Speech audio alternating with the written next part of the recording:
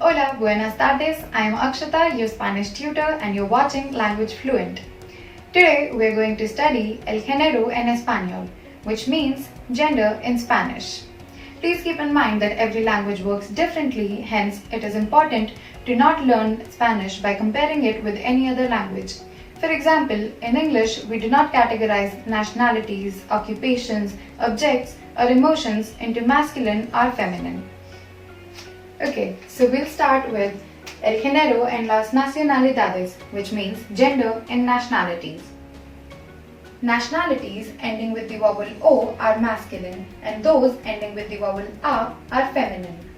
For example, Indio, India, Italiano, Italiana, Chino, China.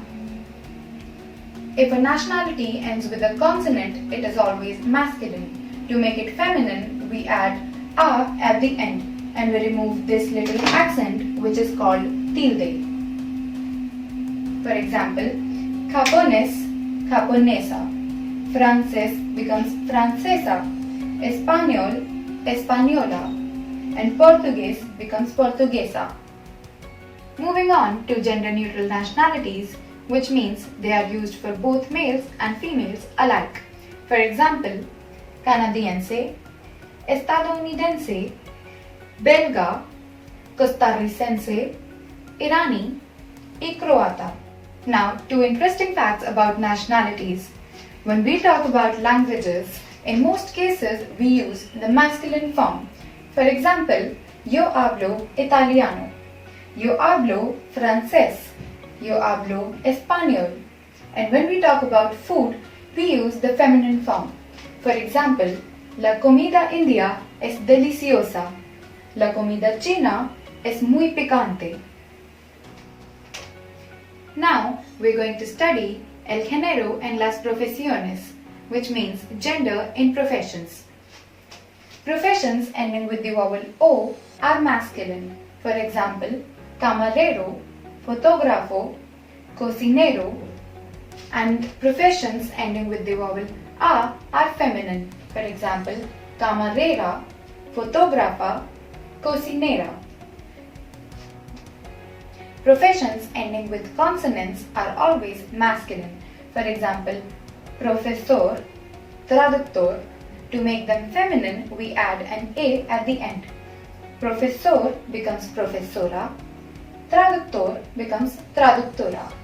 Talking about gender-neutral professions, all the professions ending with ista, I, ese, te, a are gender-neutral. For example, artista, periodista, taxista. Another gender-neutral profession is estudiante.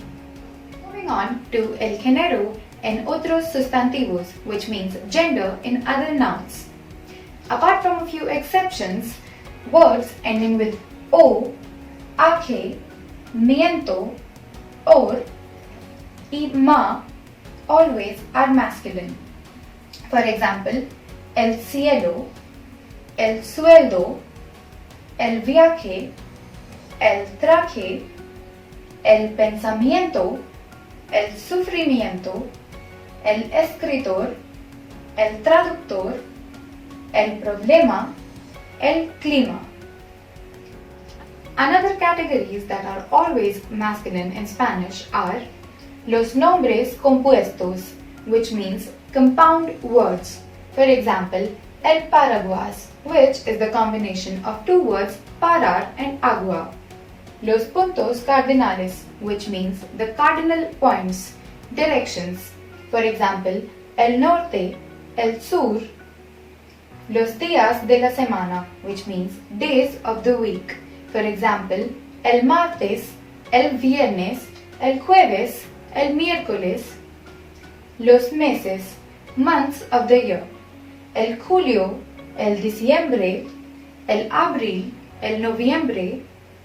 Los números, el 1, el 7, el 5, el 2.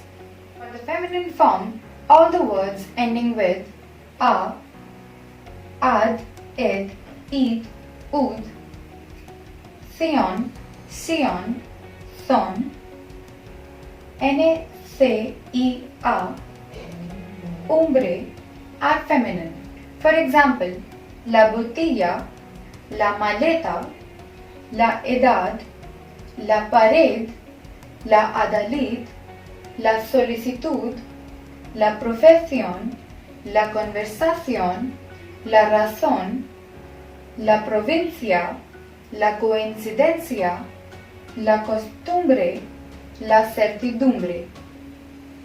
Another category that is always feminine in Spanish is las letras del alfabeto, which means letters of the alphabet.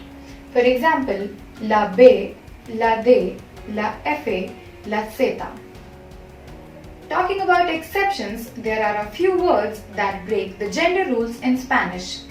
For example, these words, according to the rules, should be in masculine form, but they are actually used in the feminine form.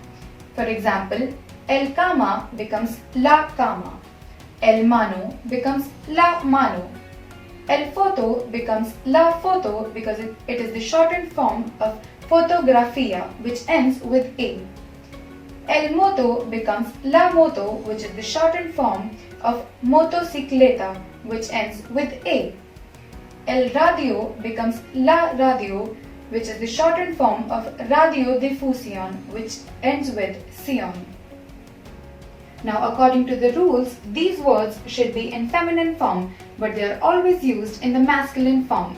For example, la agua becomes el agua, la dia becomes el dia, la mapa becomes el mapa, la sofa becomes el sofa, la aula becomes el aula, la corazón becomes el corazón.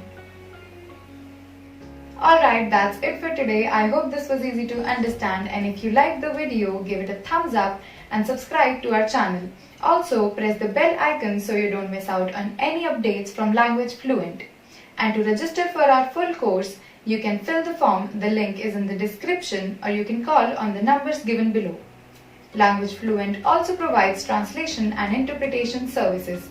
You can get more details on our website. Thank you for watching, and I will see you in the next lecture. Bye-bye.